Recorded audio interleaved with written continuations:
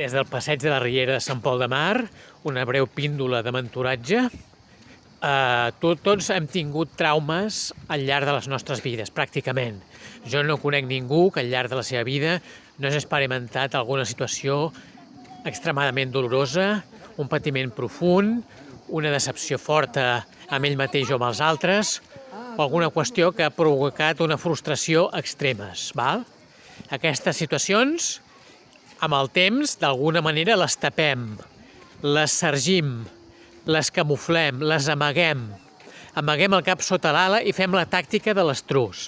Això és evident que no és la solució. Això és evident que no esmena res i que no arregla res.